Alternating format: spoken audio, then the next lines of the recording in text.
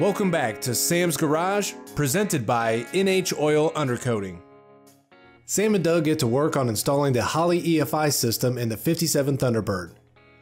First, they'll relocate the battery to the back of the car to help keep the engine bay clean and for better weight distribution. With the battery installed, they shift gears to the engine management system.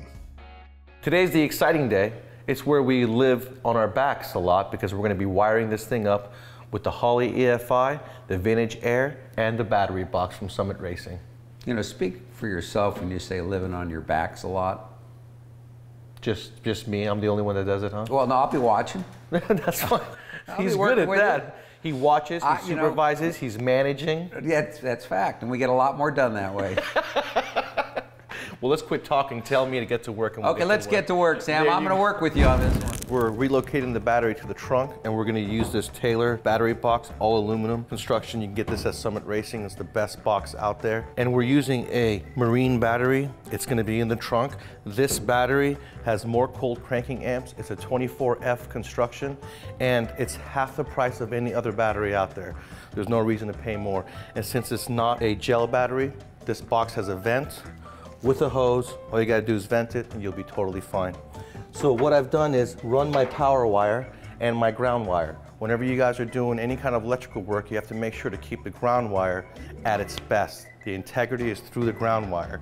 So you have to make sure to ground the body of the car and the chassis of the car.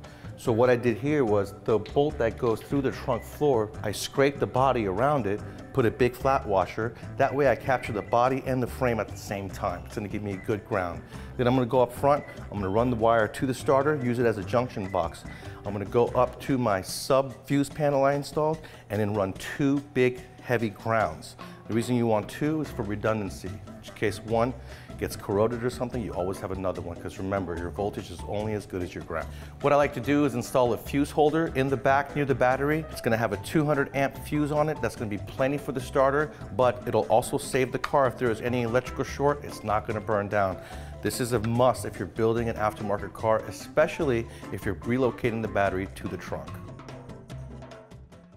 I've got my Holley EFI along with another unit and two other units to make this engine run.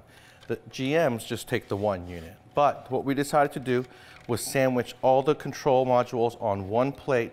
So now what I'm going to do, plug up all my plugs, then I'm going to run my fuel pump wire, my power ground, and signal wire, and we should have power to the Holley, and then we should be able to crank it.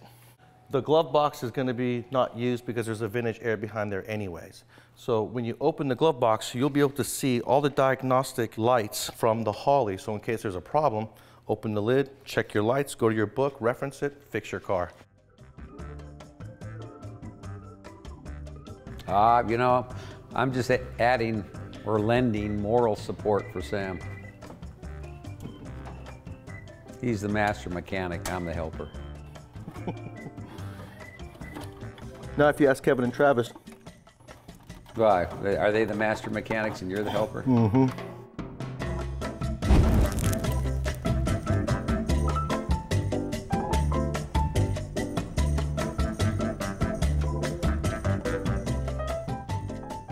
Well, Doug, I appreciate you doing the hard work, which was getting on your back and doing the climate control unit for the Vintage Air. It looks awesome. Well, thank you, Sam. You know, for you old guys out there, I felt like a tunnel rat. I spent so much time on my back trying to do all that intricate stuff. You know, it's a lot tougher for an old guy. I can see how tough it was just by the condition of your hair when you were done. But you look good now, and that's all that matters. You know, Sam, at least I still have hair.